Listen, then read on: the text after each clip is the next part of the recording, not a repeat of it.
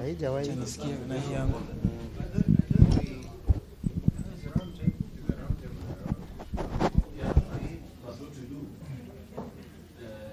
Those who are already seated, they come so that the rest join.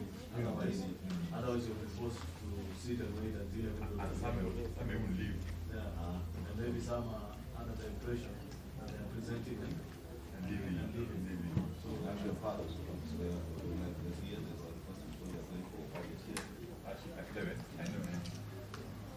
So let's just start with those who are here and make their presentation.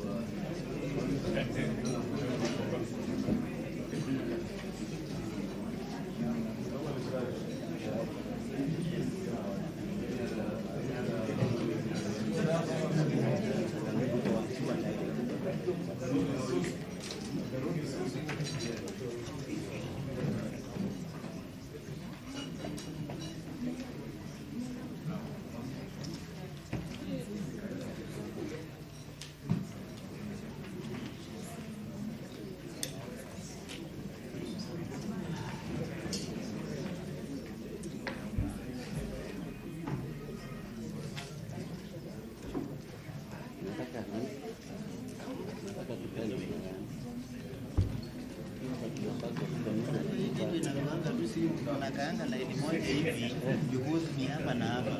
So ukisimama hapo uko short ya kila mtu. So ukisimama unaona tukiweka kwa hii line hapa ndio unaona uitan tunaanza huko na uitan tunavuja huko. Inakuanga gari simu. Sasa hivi tukikaa hivi unaona tukikaa sisi wote tukipindua tunapindua. Because sasa hivi unaona gari ndio utapinduka. Haya. Unaona ukipinduka utajipanga ili kuona. Kwa hiyo ukipinduka hivi mimi niingie hivi. Are we all settled now? Imogen?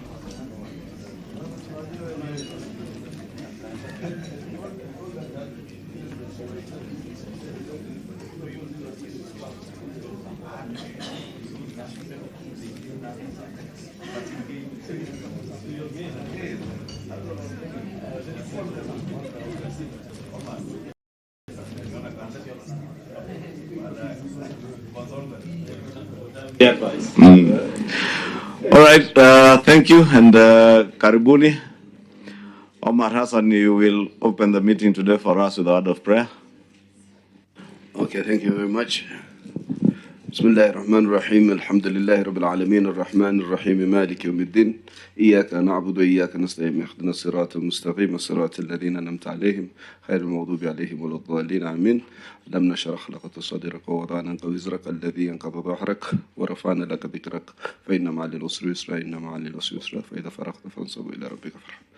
فضل سبحان ربك رب العزة عما يصفون والسلام على المرسلين الحمد لله رب العالمين. Thank you. Now that I mentioned your name, you can introduce yourself. My name is what the chair said, Hassan Omar, a member of this committee. My name is Catherine Wambilianga, a member of this committee, County MP Bungoma. My name is Aaron Cheruyot, member of this committee. Eugene Omalo, member of this committee. My name is Opio Wandai, member of the committee. I'm Stephen Kalonzo Musyoka, member of the committee and co-chair. Kimani Shongwa, member of the committee and co-chairing. Welcome. I think we'll also, I may know all of you, but not everybody may know all of you. You will introduce yourselves, at least the team that is presenting at the front. And if you have anybody who will be backing up, you can introduce them. Let me begin by apologizing. I know we're running about an hour late, and some of you are here before 9. So our apologies. Now, members of this committee, some travel from the villages in the morning. Our other apology is that we were not able to offer you even a cup of tea as you waited, courtesy of the CS National Treasury. We have no tea budget, and only the CS National Treasury can tell you where there is no cup of tea, CS Davis. So karibuni, maybe you can begin with introductions, beginning with the one who has refused to give us a cup of tea. Thank you very much and good morning. My name is Ndung'u. I'm the Cabinet Secretary to the National Treasury and Economic Planning.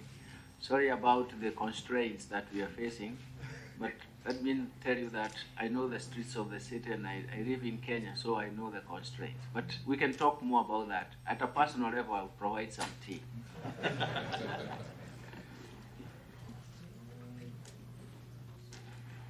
Good morning. My name is Chirchir, Cabinet Secretary, Energy and Petroleum, and I'm here with my peers, Alex Washira, PS Energy, PS Liban, where are you Liban? Mohammed Liban, PS Petroleum. I've seen Kipto Bargoria, the Director General for EPRA, Energy and Petroleum Regulatory.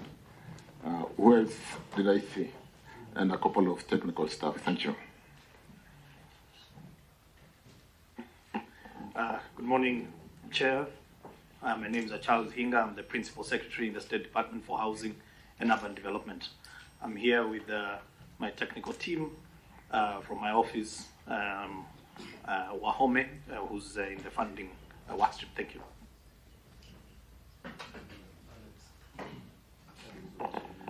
My name is Alex Kamawashira, Principal Secretary, State Department for Energy. Thank you. Rugo. Good morning. My name is Dr. Abraham Rugo Mureu. I'm the Executive Director of the International Budget Partnership Kenya. And I'm accompanied here by my colleagues, Senior Program Officer John Kinodia and our Research Analyst John Kinodia and Cuba Houghton, who is our Research Analyst. Thank you very much.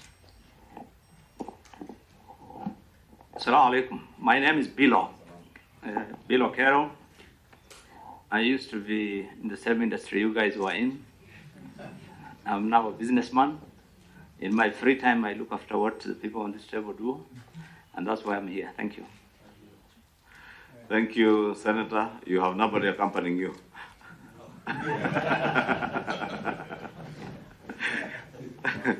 Thank you for...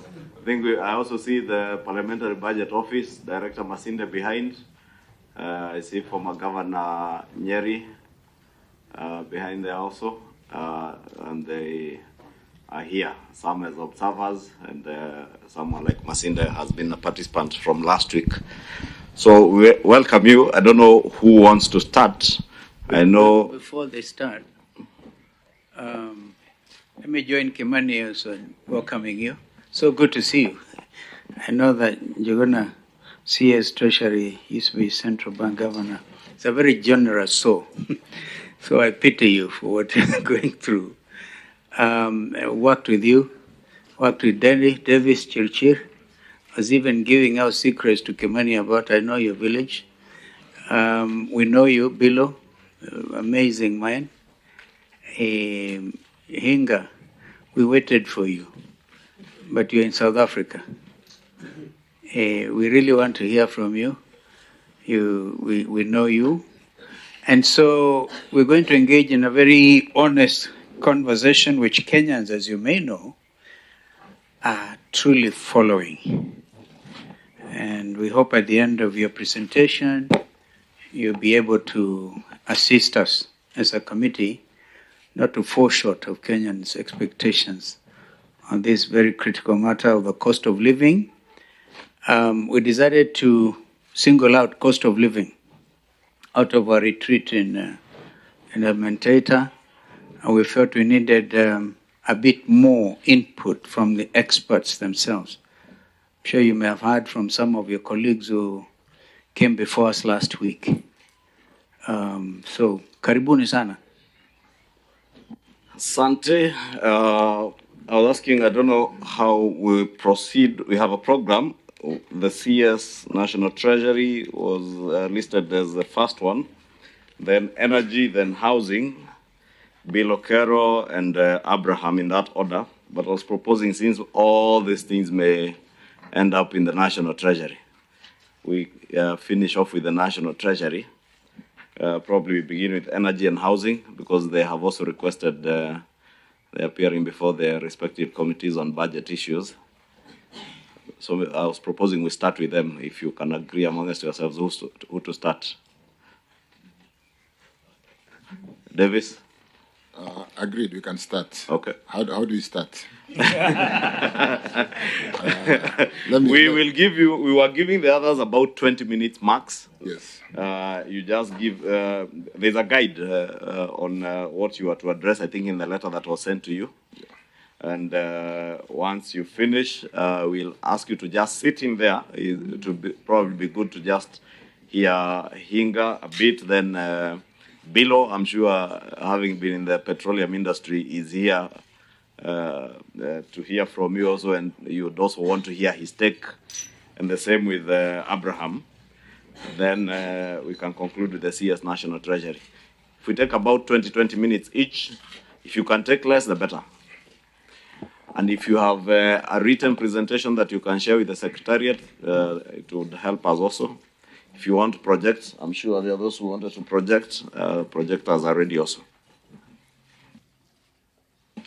Thank you, Chair and Co-Chair and honorable members of this National Dialogue Committee. Thank you for inviting us. Let me confirm, honorable members, that we did receive the invitation dated 24th of October to appear before this National Dialogue Committee, and we have a written presentation which we have submitted.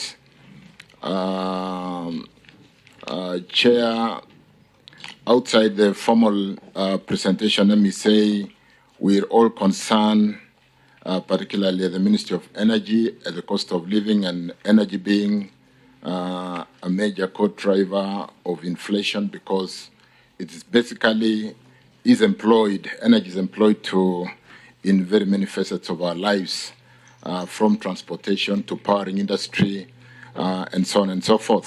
So anything that impacts on the cost of energy impacts on the inflation and the cost of living. And therefore, we are, as you are, looking for ways every day to see how to bring down and make our economy a competitive destination for investors, where cost of living for our people who are employed in industry would be able to make this economy a competitive destination so that we can attract investors. Chair, let me say as opening remarks that the recent happenings, particularly the post-COVID recovery period, where we've seen inflation in economies like the US, Canada, soaring to a high of 9%, is something that is being seen maybe in the last, 22 years, where we see Fed raising interest from a low of 1.5% to a 5.4% today, and then therefore causing the challenge of dollar unavailability in that tightening of monetary policy, and us seeing, particularly in the petroleum sector, unavailability of dollars because investors find it better to have their dollars sitting in investments, cash deposits, as opposed to allowing them to trade. But that is basically a post-COVID recovery of the inflation, where the U.S. has decided to basically mop up the dollars they had issued during COVID to sustain their economies.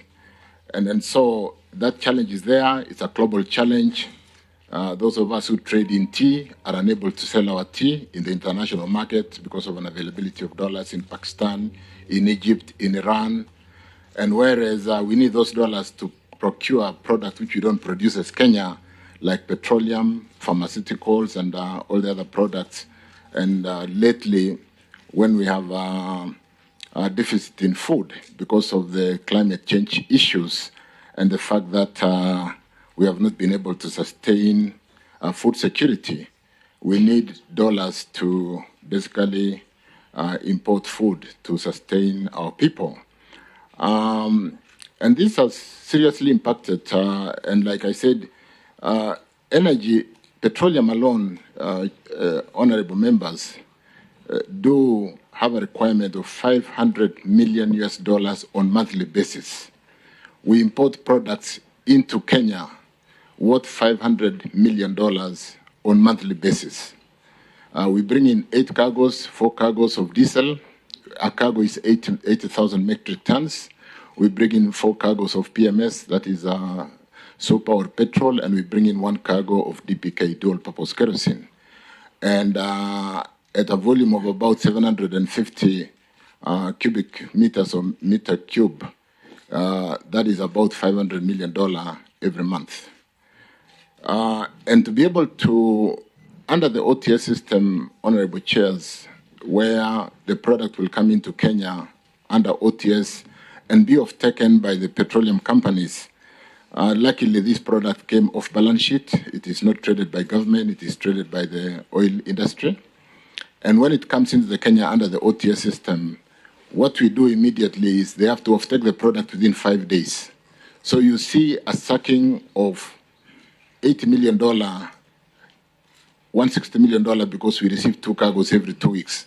So we'll require to pay $160 million every week to be able to off-take 2 cargoes, and a cumulative of $500 million for the month.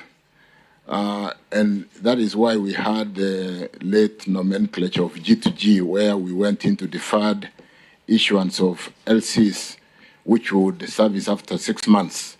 And what that entailed, Honorable Chair, was to basically say instead of paying for petroleum products on spot purchase every 5 days when the ship docks to Mombasa, on an LC that is issued and unwound immediately, let's go into relationship with governments who would understand the situations that we found ourselves in and do an MOU, a memorandum of understanding, do a framework agreement where we would bring products on deferred LCs that would service every 6 months, or every LC would be serviced at an age of 6 months, and that basically there would be no accumulation of paying 6 months at a go, but paying as they mature for every cargo. And we did that, honorable members, to basically delay the exiting of $500 million every month, to address with my colleague, the CS Treasury, the macroeconomic issues of ensuring how do we allow those $500 million to be available to the pharmaceutical, to be available to some debt swaps which had been, some swaps which had been done on the Kenya shilling, awaiting the improvement of the dollar liquidity or availability in the country. How do we deal with the food challenge, given the drought that ravaged this region because of the climate change issues for the last 5 years? And so we were able to negotiate with friendly countries like Saudi Arabia, who are the world leading, I think they control 22% of the world oil reserves. We did work with Abu Dhabi and ENOC to work on a framework agreement that would give us products on deferred LCs and therefore delay the exiting of dollars for a period of 6 months. That, honorable members, did give us some benefits in terms of managing the interbank spread, the speculative tendencies which were there, where everybody of the over 100 oil marketing companies were running around town every day looking for dollars for the spot purchase, and exacerbating the depreciation. Because the Minister for CS National Treasury here will tell us how we've been able to slow down depreciation of the Kenya shilling from a high of 3% to some 1%, albeit the depreciation is still there because the tightening of the monetary policy continues. because of the background I gave in basically the U.S. trying to manage its inflation. And we've seen countries like China and Russia trading in ruble, trading in their currencies, almost doing a barter trade in efforts to dollarize their economies, and so on and so forth. I've mentioned about tea. Those of us who trade in tea currently are not able to sell our tea because those other countries out there don't have dollars to pay us, and so on and so forth. So this has been one thing that we've done, Chair. We were able then, under that framework agreement, to negotiate for freight and premium because the petroleum products are traded on Platts. The OPEC countries do fixed prices every month on basis of products which is released to the market every month. So because oil is internationally traded and we've got Platts pricing, the only area you compete on is freight and premium.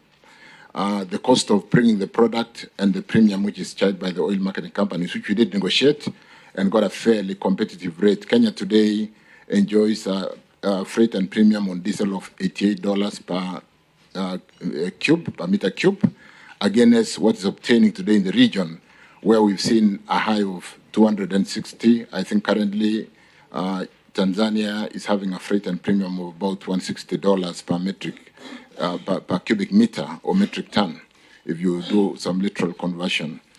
So a high of 160 against Kenya 88.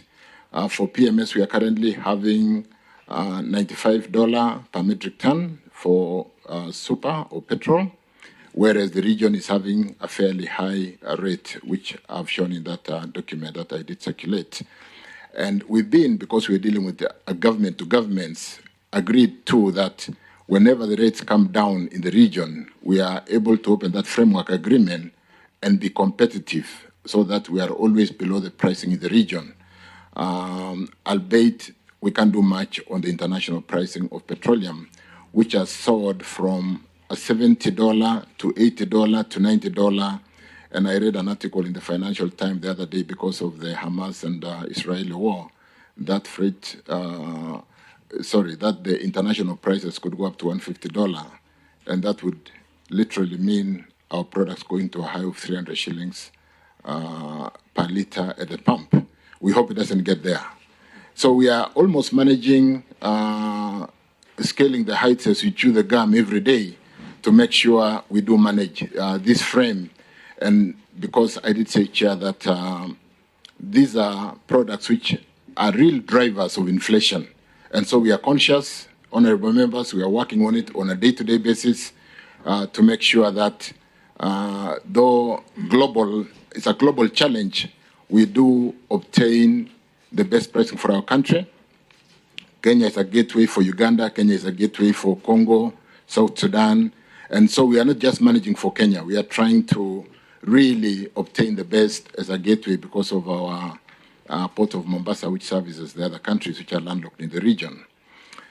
So far, what are the benefits? I've mentioned a bit that we've slowed down the depreciation, honorable members, chairs. We've managed the interbank. I think Professor Njuguna will tell us, and I'm quite happy today because when I go to these kind of meetings alone, and I talk to so much finance, and I'm lucky today to have the financial experts to support me to talk to the rate of depreciation, talk to the interbank, talk to what kind of swaps have been unwound, and the kind of profits which the multinationals have been able to expatriate, because it's also not good for investments when dollars are not available in the country. People like Safaricom doing business, and when they make a profit, they need to take their profit out. And that is really why they invest in the region. If you cannot take out your money, like sometimes in countries, our neighbors like Ethiopia, it becomes a disincentive for investors. So really, in terms of availability, in spite of the fact that it is still tight, if we did not do the G2G, the situation would have been really dire today. I don't know whether we could possibly be at 200 plus today. But the fact that we've been able to slow down sucking or exiting of $500 million every month from petroleum is a real big gain. What we're also able to do, honorable members, on petroleum is to basically say, over this period, why don't we then offtake the product as they land in Mombasa on Kenya shillings? Kenya shilling, which then sits in escrow account, earning on T-bill rate, and the T-bill rate will go to the pump over that period before we pay the international market. So the interest that is earned in the agreement that have been done, the commercial agreement that supports this transaction, is taken to the pump to support the depreciation. So the yield, actually T minus 2 goes to the pump, the minus 2 goes to the banks. We also, similarly for dollars, which we are holding, because under this framework, the dual purpose kerosene, which is really the aviation fuel, is taken on the dollar by the flight industry. And the product that goes to our neighboring countries is taken on the dollar. So we do get 40% product being paid on dollar, while the Kenya product is paid on the shilling. The dollar is also invested. I think we are sitting on some $1.2 billion today. We've already serviced some 10 cargoes. And the dollar, like I said, is also invested on SOFR minus 2.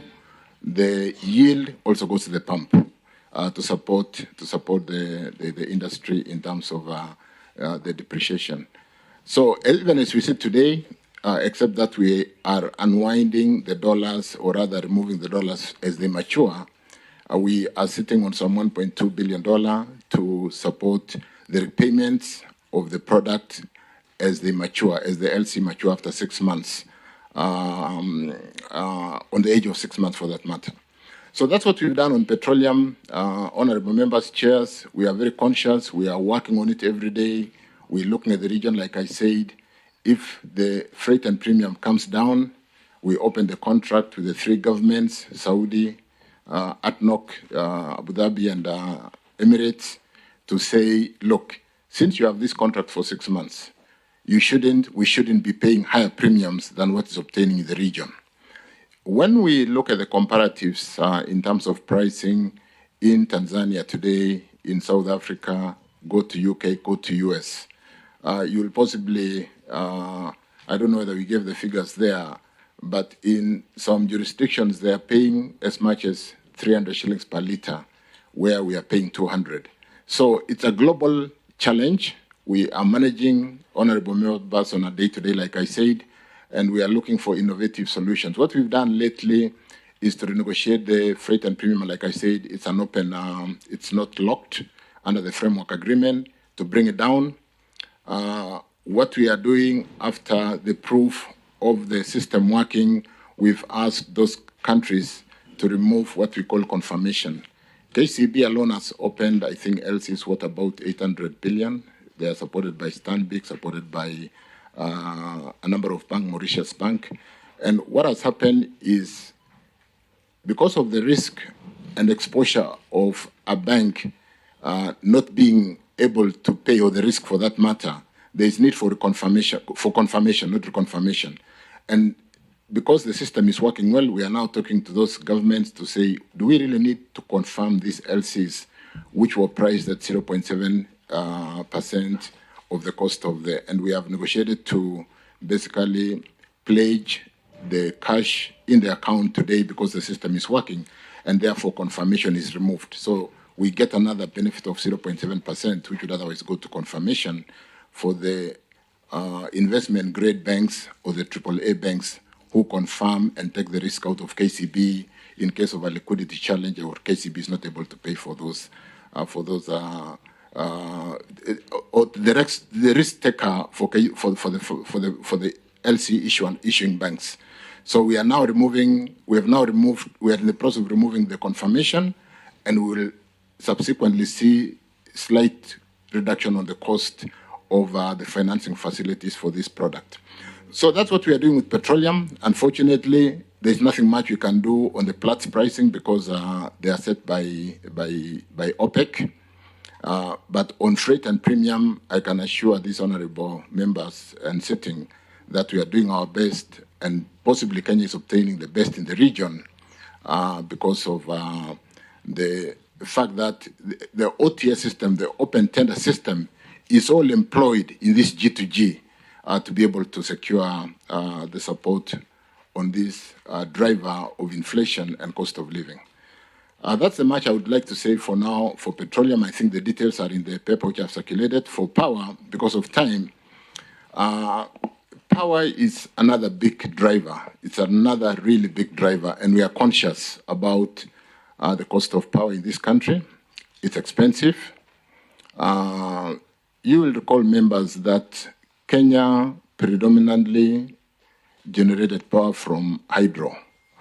We ran Masinga, Kindaruma, Gitaru, Kiambere for a long time until we were hit by the drought of the early year 2000, when we had a huge drought and we brought in the Agrecos and the IPPs, which today are being seen to be very expensive because hydro today dispatches at about 3 to 4 cents US dollar per kilowatt hour. Very good pricing. You cannot get that kind of pricing anywhere.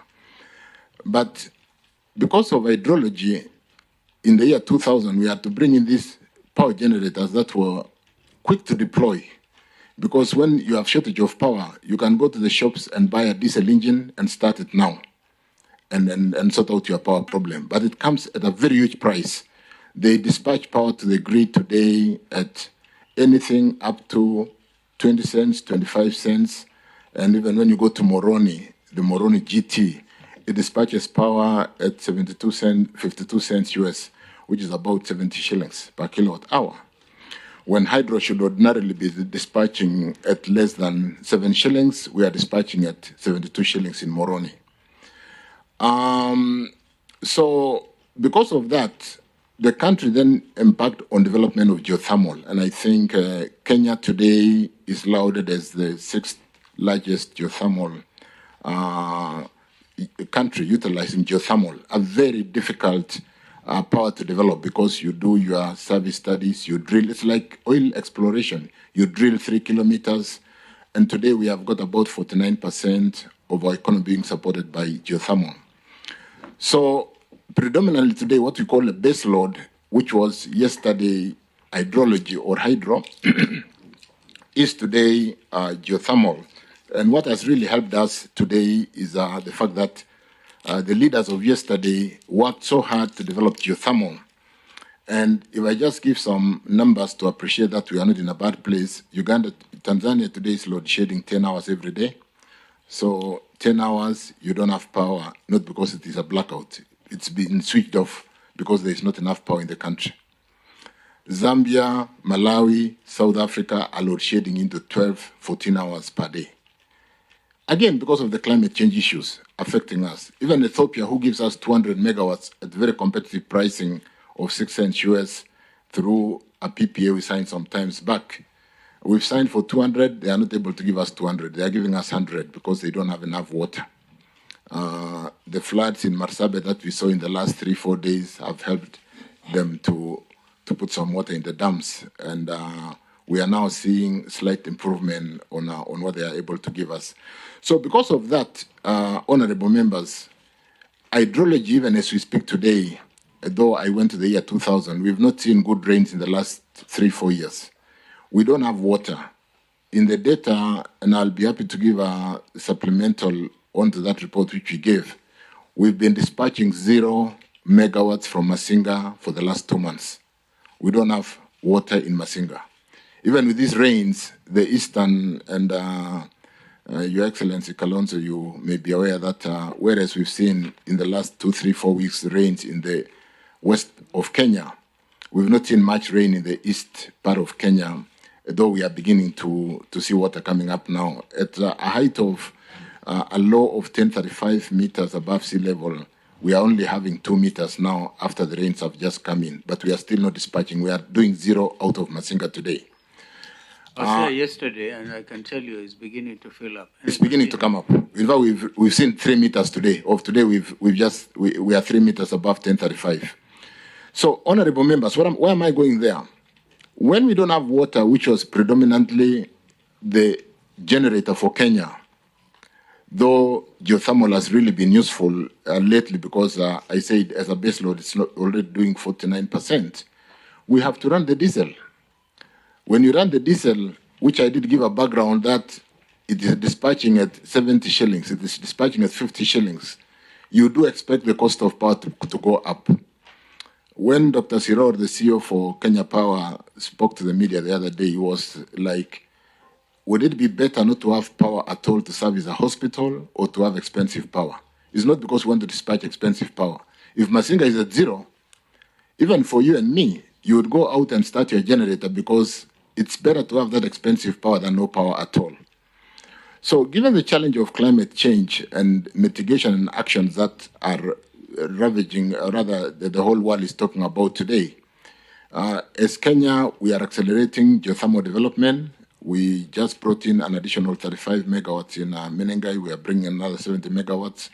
We are drilling in Paka Silali. We are at 100 megawatts of steam, and we want to put in converters to get them into generate power as quickly as possible.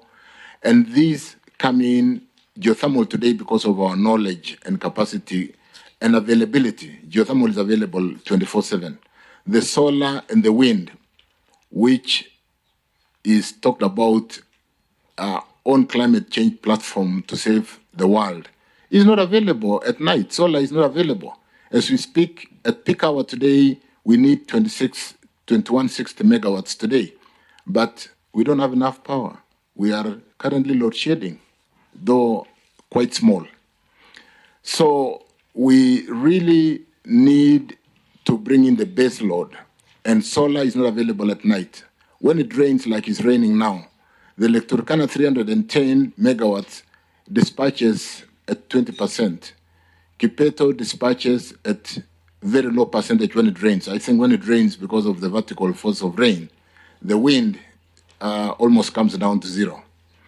And so we have a challenge, honorable members. We are on top of it. We are quickly and like the previous regimes working on geothermal to support our base loads. We're trying to now do hybridization so that we are able to store solar and wind when it is there because of intermittence, because the price of batteries have significantly come down today. Solar panels have come down.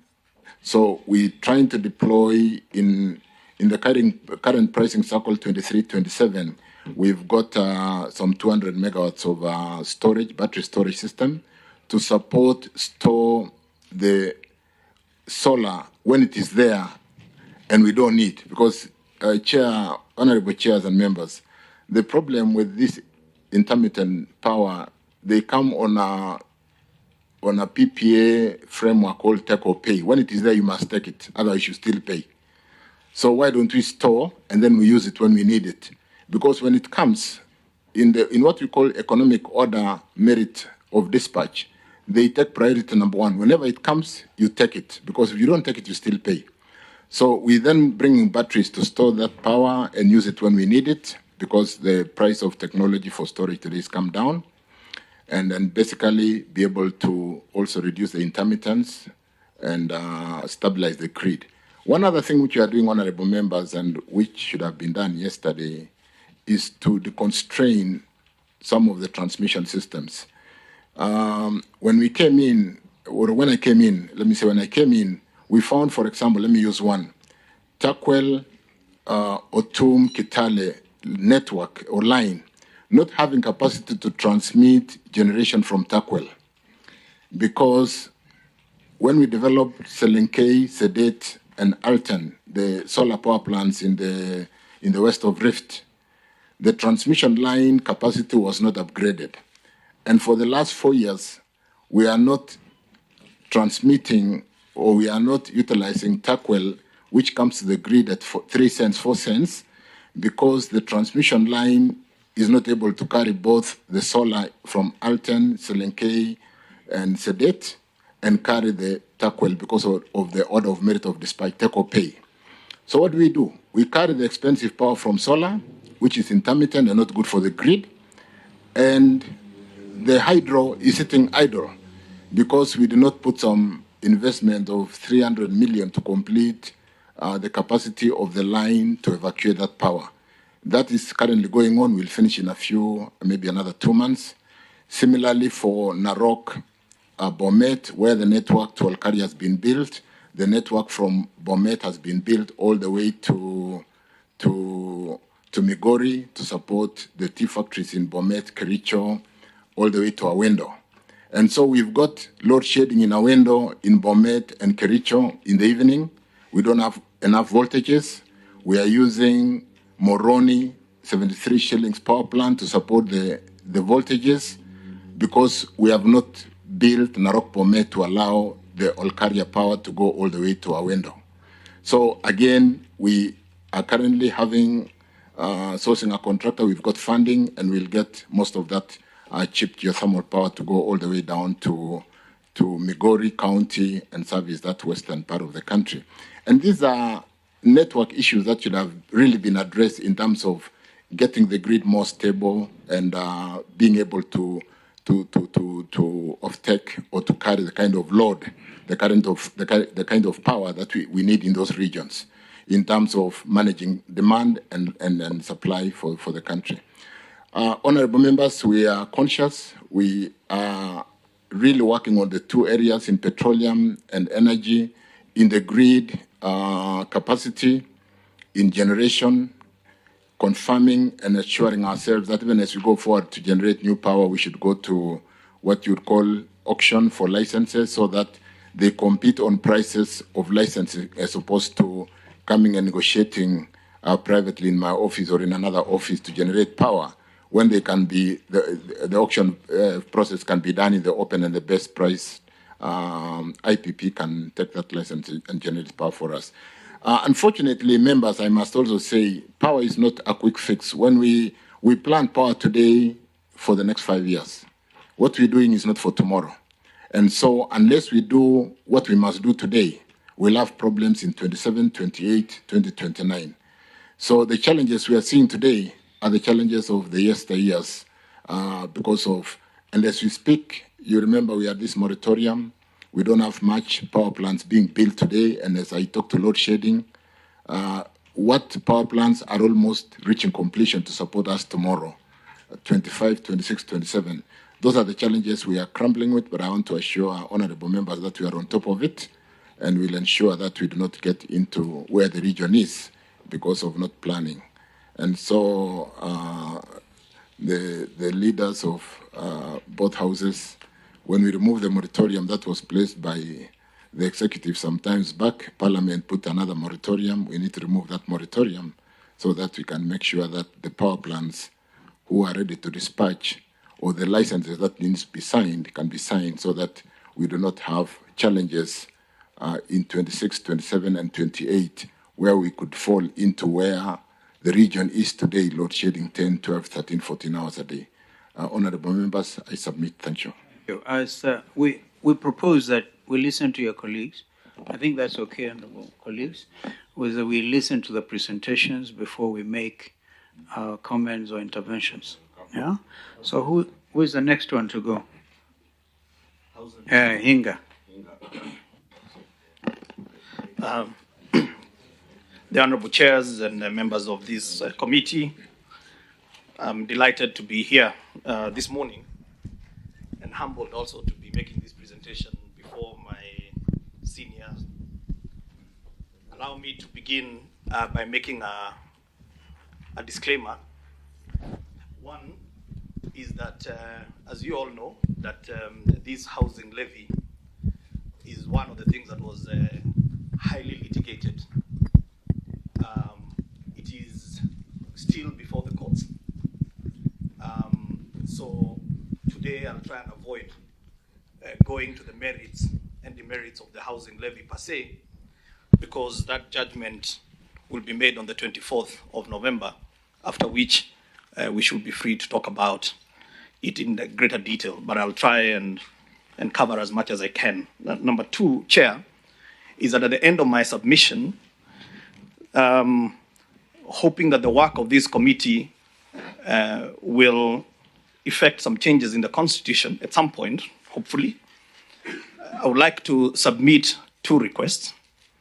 One is that under Schedule 4 of our Constitution, where the Senate religiously allocates resources to the counties, there is a small omission in that our Constitution has envisioned urban areas to be devolved, but it is missing in Schedule 4. And what that means is that our urban areas are not getting any resources unless it is the money from the World Bank that comes in as conditional grants.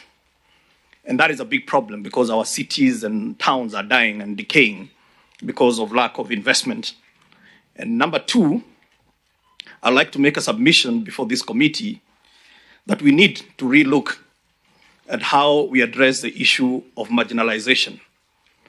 I think the way we have defined marginalization, it is a little bit unfair to the class of people we call the urban poor. And I'd like to submit before this committee that the urban poor is probably the most marginalized person in Kenya. And we need to relook at how we define marginalization. Because if we only define marginalization based on areas, and yet there is somebody who is probably a meal away from starvation, a person who has no basic sanitation, they actually pay to use ablution facilities.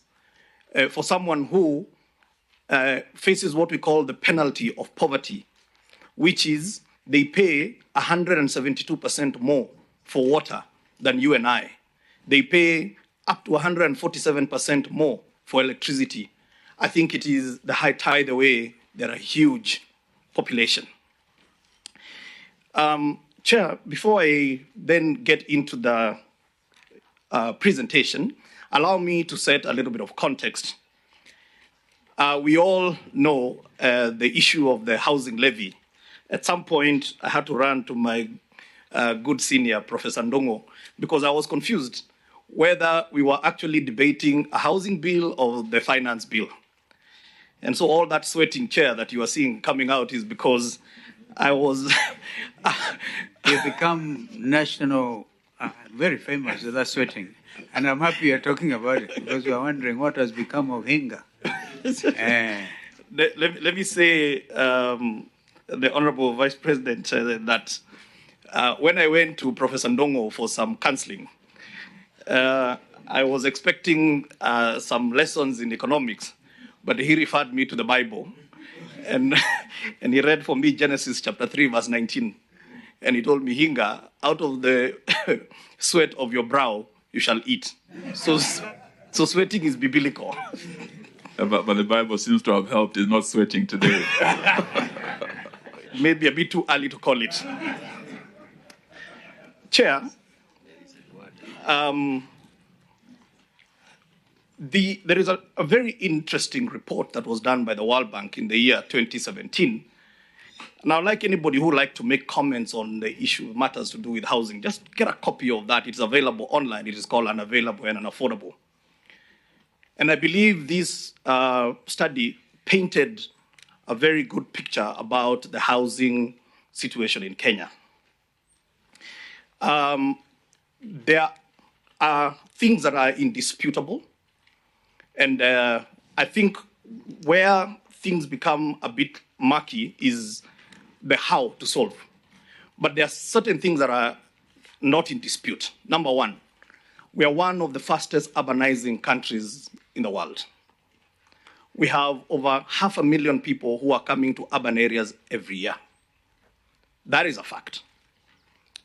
Number two, Chair, is that if you look at the percentage of what you call the urban population, at the moment, and these are very old statistics, which is 2019, after the census, we had about 6.5 million Kenyans living in slums.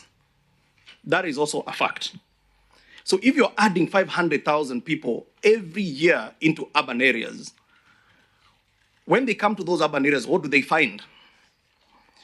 Chair, they find something which is interesting, and I know a professor here will back me up because of it's a lot more in economics. Chair, what you find is that we have very low incomes in Kenya. And where you have low incomes, and then you have got very expensive land, ordinarily then what happens is that rentals tend to be very high. Okay, low incomes, expensive land, rents tend to be very high. And so, therefore, your working class, I'm not talking about people who are not working. I'm talking about your working class, people who wake up, some even earlier than we do, to go to work, cannot be able to afford the kind of rentals that we find in the urban areas. And then what happens is that they get pushed out in a process which is called gentrification. You start pushing them out, okay? But where do they go? Some may say, why can't they go to Mlolongo? Why can't they go to Kitengela where there is a lot of land? The challenge, Chair, is that they need to be close to where they work. Because again, if they move further away from where they work, the cost of transport becomes a hindrance. So where do they go?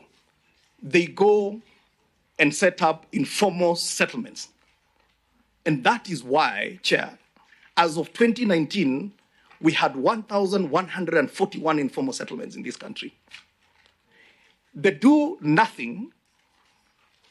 If we do nothing about it, Chair, in a few years' time, our major cities will be nothing but major slums. So that's also an important context to be able to put. Now, there is a study that has been done by the Center for Affordable Housing in Africa. In 2016, Nairobi had been ranked as having the third most expensive land of the cities that were polled in Africa. Today, Nairobi has the most expensive land in the continent. So how do you have most expensive land? You have got very low incomes. And so this is an issue that I believe should be able to bring all of us together because it is ours to solve, irrespective of which political divide you come from. Even us who live in most affluent areas, you can attest that there is a slum next to where you live. And at some point, if we do nothing, a high wall is not going to keep you safe. There will be a slum right outside your gate. And so I believe that this issue of housing should actually not divide, but actually should bring people together. I was privileged to be in the last government, honorable chairs, and housing was part of the Jubilee agenda. Also, housing was a core pillar in the Azimio manifesto. As a matter of fact, where we ended, the Kenya Kwanza proposed 3% on the levy. We actually ended at where Azimio had proposed, which was 1.5%. So I would like to believe that if we are all genuine and we put away our political caps, we can be able to look at this matter of housing, soberly, and we can be able to agree. We may disagree, we may not agree on everything, but we agree we have a challenge. So, Chair, I'm going to go very quickly to the economics of housing because I think that is very, very, very important, the real merits of the levy itself. So I have a presentation, Chair, which is, has 4 headings, which is a quick introduction, the economic context, the economic recovery, and then I'll go a little bit into the housing fund and offerings.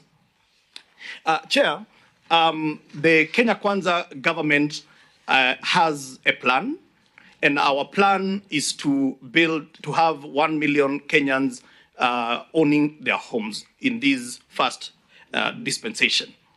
Now, Chair, the reason that number is not a thumbsuck, it is because in Kenya, we have a housing demand of 250 homes a year. The market is only able to produce 50,000. And of the 50,000, only 1,000 is affordable housing. So we have got 49,000 for the high end, that is a 3%. And then 97% of Kenyans are left with the 1,000 that is being produced by the market today. So our plan is ambitious and bold because we believe that we have a systemic failure in housing in Kenya. And for us to be able to understand how this systemic failure has stepped back into history and realize that at the turn of independence, when we came up with the housing policy, We were, as a government, building homes through National Housing Corporation, site and service, and that happened until the late 80s, when the infamous, when we got into trouble with the IMFs and the World Bank at the time, and we got into structural adjustments. And at that time, one of the things that we were told to exit from was housing. And from that point to date, the likes of National Housing Corporation has never received any funding from government. Most of you perhaps have lived in estates that were funded through National Housing Corporation or the old municipal councils. So, Chair, let me go quickly to the economics of housing, which I think is very important to understand. One, Chair, is that we know right now we are in a bit of an economic meltdown of some sort. And this did not just start now. It has been there from COVID. We never recovered from COVID. We are in Russia. We never recovered. And we are having challenges because and when economies are contracting, Chair, the objective, the primary target is to make sure that you do not get into a recession. Getting into a recession, Chair, to get out of a recession is more expensive than preventing yourself getting into a recession. Now, Chair, as I said, the do nothing is not an option. And this is a case where you get presented with bad options. When you're going through an economic meltdown, when you look at the options that you have, very few of them are good options. Then when you take the context that our economies lack resilience, we don't have enough social safety nets so that when you have an economic meltdown, you can be able to send checks to the poor people and even to the working class who sometimes get laid off. Chair, we have a situation of dilapidated supply chains. So I don't know whether I'm going backwards or forward. Okay. Then, Chair,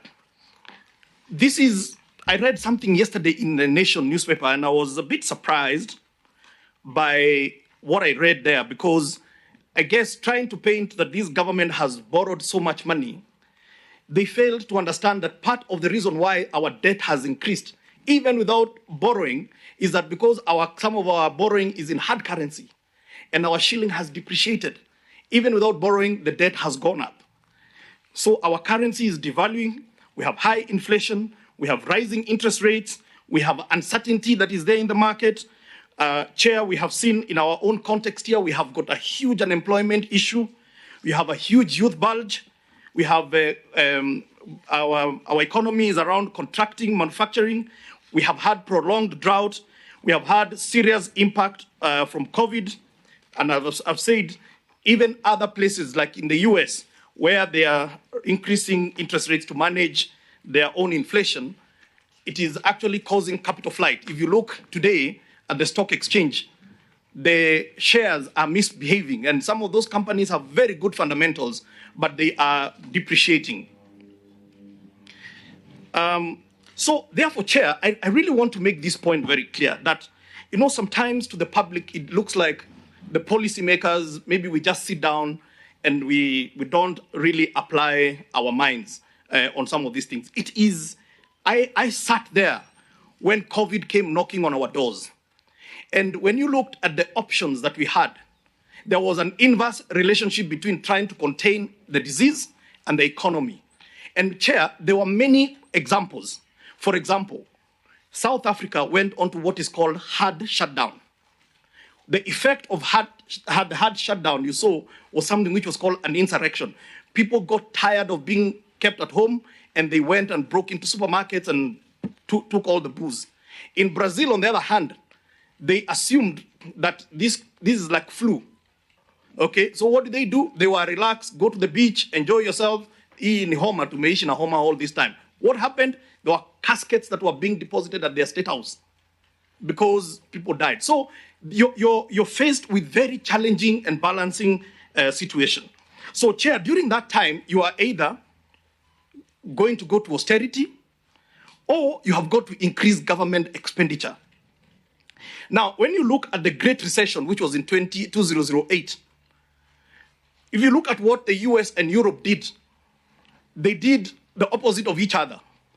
The US went on a major capital investment in infrastructure. Europe, on the other hand, went on a serious austerity measure. What happened is that the US got out of the recession much faster. Europe, you saw the likes of Greece and all those other places they went, they had a lot of challenges. Another example, Chair, is in the 1930s when we had the Great Depression. And when FDR, then the president of the US, the strategies that he put, one of them was what is called the extended public works, which gave birth to something which is called the American Dream, which was many houses as you can, because as we get to the economics of housing, you'll understand why there was a focus on housing because of its long supply chain. So, Chair, So there are several strategies that can stem a recession under this condition. One of them is creating consumptive demand, encouraging spending, creating jobs in industries with multiplier effect. Now, Chair, and this is almost like a paradox, because you need to be spending where money is shrinking, because revenues are contracting. But you're saying you need to spend to be able to give people more money to spend so that you don't get into a recession. So, Chair, if you look at certain economies like the US, during this economic meltdown, what did they do? During COVID, what did they do? They printed money. They gave people checks. They did something which is called qualitative easing, which is they bought back their bonds. Why? Because they wanted to make sure that there is money circulating in the economy. Because when there is an economic meltdown, what you don't want to do is lack of that spending. And so, Chair, as I get now to the context of why we have put so much emphasis on housing, it is because in Kenya, we may not have the powers to print those checks. We may not be able to have the kind of monies to buy back our bonds. But there is something that we can be able to do. And what is that? We can be able to put checks in people's hands by having a deliberate plan that is focused on creating the consumptive demand while solving a decade or a century-old problem of housing. And that, Chair, brings me to the issue of the housing levy. So, Chair, as I've said, our investment in housing projects helps us to issue what is called the stimulus check, which will make the required investment in housing, which in turn will expand enterprise, and it will create jobs, and that will be to the benefit of the citizens. Now, it's important to understand why you want money to be spent, and especially when you're talking at the lowest level, which is the local economic area. It is because, especially when you're spending money at the bottom of the pyramid, that money tends to circulate around there. You see, today, if I gave my good friend Omar Hassan 10,000 shillings, he'll probably spend it. Okay, he may know he didn't partake some of those other drinks, so maybe not a good example. But maybe those are two drinks. Maybe he'll go spend that money outside the country. If you put 100 shillings, it's okay. You can use Opio one day.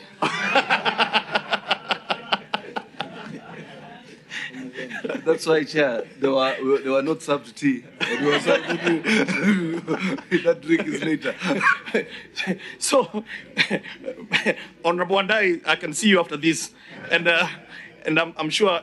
Anyway, on a serious note, so Chair, the impact of spending money at the bottom of the pyramid is that money actually never leaves. It keeps on circulating around that area.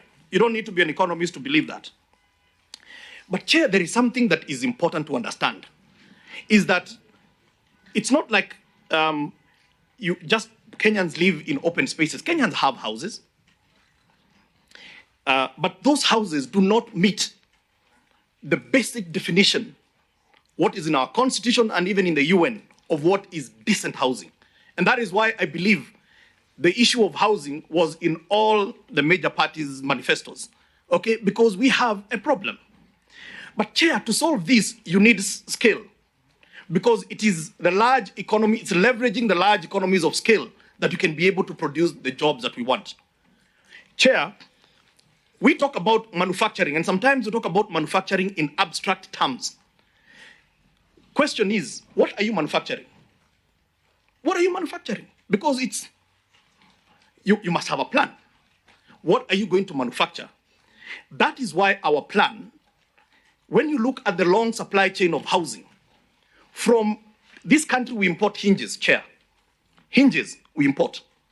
Now, I don't know, we can just look at this door here. And if you count, there are about 4 hinges on each door. On average, a house has 5 doors. So that means those are 20 hinges you can make from just one house. If you do 200,000 homes, you do the math. How many hinges are we talking about? And as much as hinges looks like something we should not be talking about in a national dialogue, hinges could end up being a big industry because you have created the consumptive demand. That is the plan, is create the demand, then create industries, because you must manufacture for something. And so those who don't understand why we have really put so much emphasis on housing is because of the long supply chain. So if you talk about hinges, think of it. How many nails do you need in 200,000 homes? It's about 5 million kgs of nails. That's another industry. We have doors, we have windows. As a matter of fact, as a ministry, we have itemized 69 items. 69, 1, 2, 3, 68, 69 items that will be produced locally because the materials are available locally, that we are going to do at scale and create the jobs. So, Chair, this housing levy provides us with the capital to be able to scale. Because for housing, the kind of capital that you're looking for is what is called long-term capital. And we don't have investors who are going to come in with long-term capital. They start looking at risk. And what is the first thing that they look at? They look at a hustler and they say, the only thing I can see is this guy will never be able to pay. So I can never build a house for this guy. So that's why, what do? The investors, they focus on you and I. Because we have a check, we have a salary, and by the way, it is not everybody who has a salary that can afford. Let me give you some shocking statistics, Chair. And these could be dated. So we will look at the latest information. But as of 2019, Chair, 50% of all payslip carrying Kenyans earned 50,000 shillings and below. Actually, 75%, sorry. 75% of all payslip carrying Kenyans earned less than 50,000 shillings. So maybe since then there's been several increases, but that number is still what it is. 150,000, the Kenyans who earn 150,000 and above are 3%. So if you don't have a plan, because of the low wages and because of the high rentals and the high income, you're going to continue having slums coming up every day. So, Chair, that is really the economics of housing. So what does that all end up in? 3 things that housing will be able to do. One is that injection, that money that you're getting has a huge multiplier effect. Economists tell us that we can add between $1.5 and $3 for every 1 shilling we invest in housing. That is why we love housing. If you take maybe roads or any other infrastructure, that multiplier effect is not as high. The other part is jobs that will be created. And I heard a lot of people talking about Hinga nataka tu kujenga kazi yake ni ya Mujengo. You know, okay, Mujengo is still kazi. But the reality is, this plan gets our manufacturing alive. And that is where the jobs are created. As a matter of fact, let me take you quickly to this slide, I'll come back. Because this really demonstrates what I'm talking about. I've just taken one product, which is cement. And let's look at the value chain of cement. Chair, I know maybe the whatevers are not very clear, but I start with the yellow tracks there. And they're not yellow because of Kenya Kwanza colors. But Chair, it's okay. That is now, Chair, the cement manufacturing starts in quarry. It does not start in the cement factory. It starts in the quarries. So if we are going to do 200,000 units a year, we need 18 million bags of cement. 18 million bags of cement. We produce cement in Kenya. So we will have a lot of jobs at the guys who are in quarries. But then there is a guy who is excavating, there is a guy who is loading, there is a guy who is driving the truck. Those trucks, Chair, it's a huge economy, logistics. Those are new jobs you're going to create. Then the truck goes to the factory with the raw material. When you get to the factory, Chair, what do you find there? Okay? You have people who are going to offload. They're very different from those who are going to be putting it in the whole manufacturing process. And quickly, Chair, then there is another truck there, the red one now you can see. Why it is different is because this truck is not the same as the truck that took the limestone from the quarry. These are different. These are new job that you have created. Then it comes to the construction site. At the construction site, you still need people to offload. You have your batching plant. You've got people who mix the mortar. And some of them, you can see, we use wheelbarrows, and they will carry the mortar. And the guy who's carrying the mortar is very different from the guy who is actually doing the construction or fabricating the panels. Chair, this is just one product, which is cement. So I can tell you, Chair, that the economics of housing makes a lot of sense. And that is just one product. And you can take any other product, Chair. And we didn't even talk about packaging.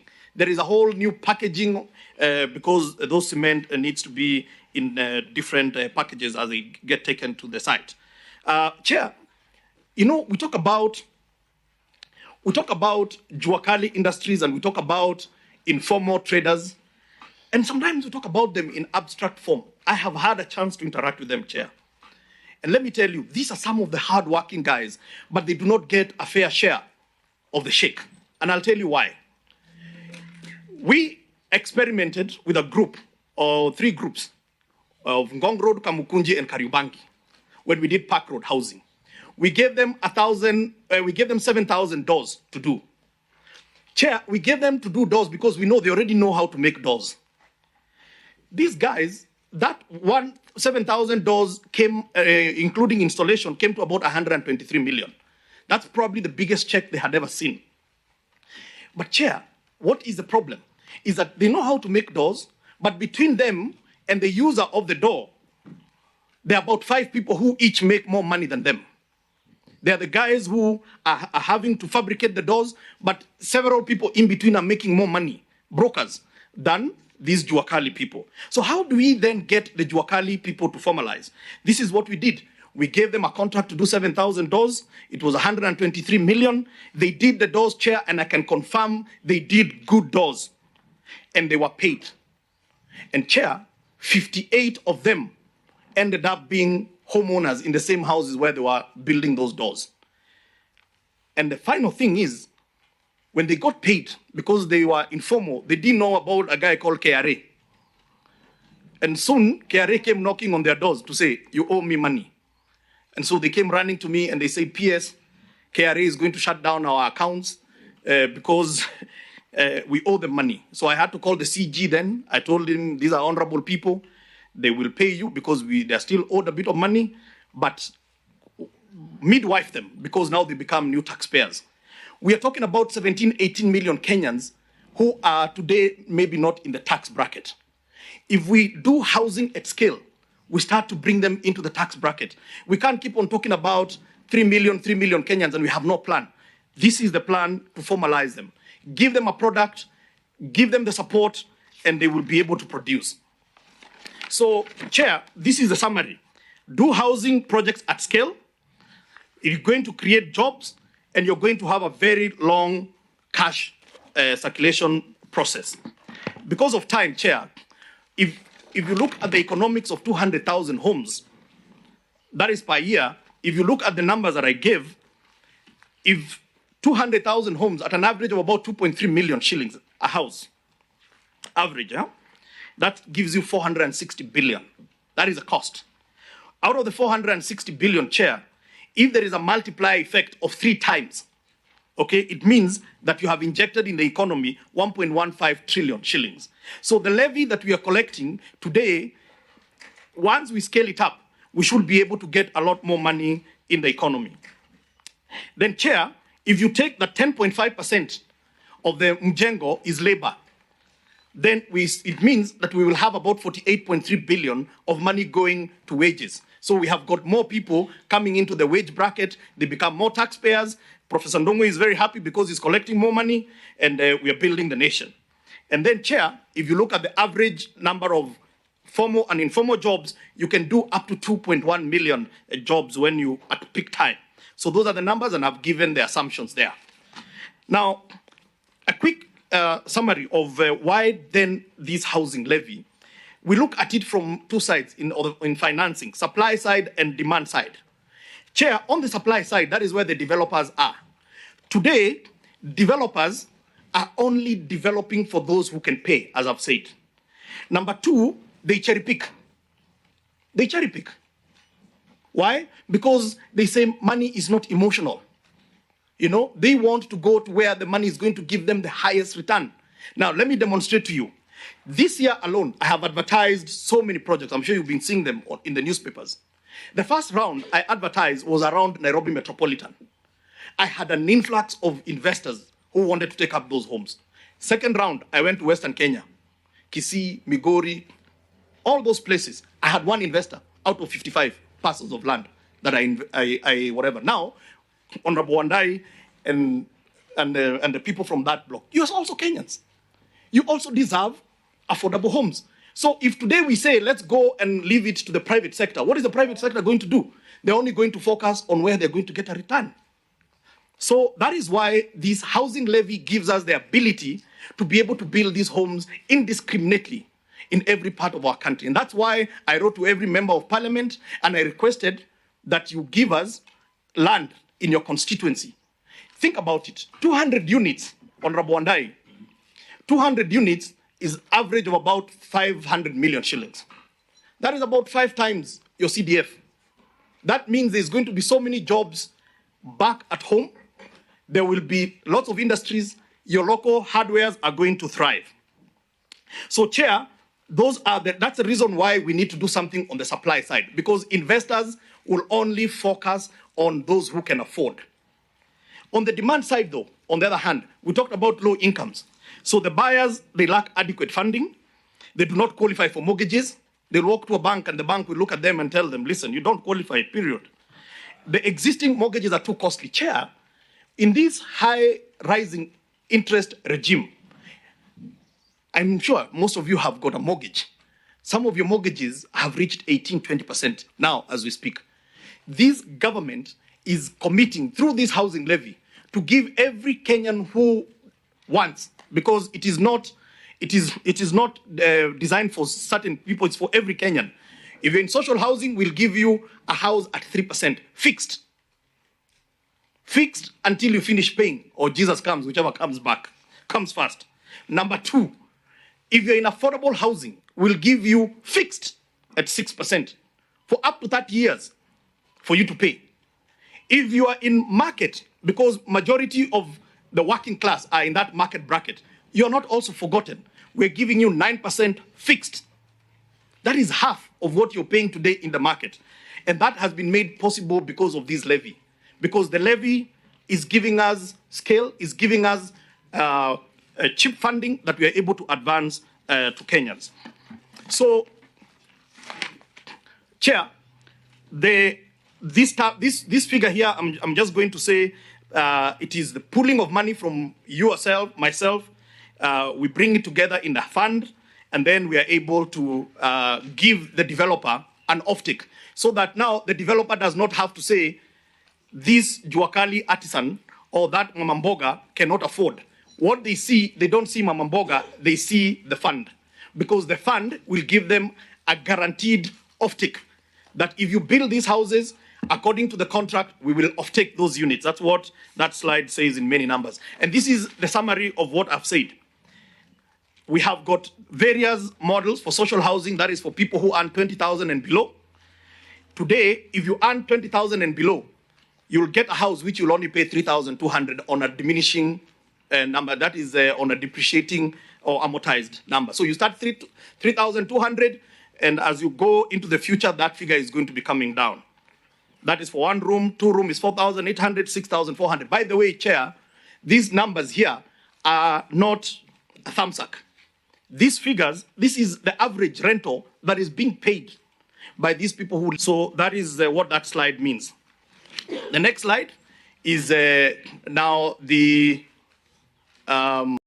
this is now for those who are in affordable housing bracket, and that is those who earn 20,000 and 150,000. That is how we defined you. You will get a studio unit, if you want to start a park in life, for 5,200 shillings only. You get a 2-bedroom house for 10,400, and you get a 3-bedroom house for 15,600 shillings. Chair, those figures are made possible because of this housing levy. And lastly, those who are in the market, there is something for you as well. You will get a much bigger unit with better finishes, and you will be able to get,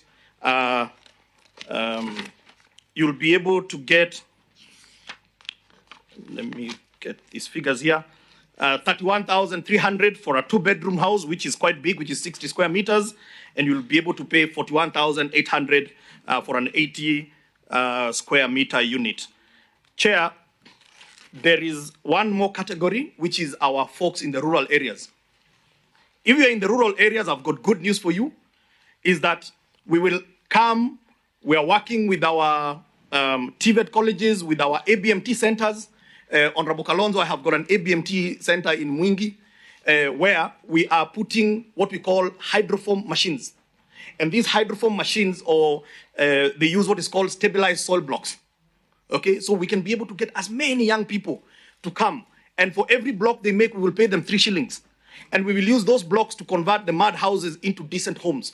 And if you do that, we'll also be able to give you a facility which you will be paying for a period of time, and it is going to be at 6% if you want to build your rural home. And if you're in the social housing category, you still get it at 3%. So there is something for everybody in this affordable housing agenda. Chair, I really thank you for giving me enough time to prosecute this issue, and I will be ready for any questions. Thank you. We thank you so much, Wanahinga. By the way, in Mwingi, we had when Mwingi women are themselves building their own houses. No hydroform, good plants. You have plants. Who is the next one? Bilo, then Rogo. Then Rogo. They have come from after the CS National Treasury. Oh, yes, yeah. Azimio will be telling us what plans they have. They want to come after Njuguna or Njuguna first? After Njuguna, because they need to hear him. I think so. Yes. Prof. But, I think everybody is really looking for you. They want to hear. Give a bit of comfort like you did to Hinga. I thought you should be the last. Chair. I think Kenyans need a bit of comfort. Yes, Chair. Yes. I thought you could be the last after the rest are finished, then he wraps up. Well, what do you feel? Either way. I'm okay, Chairman, with wrapping up because.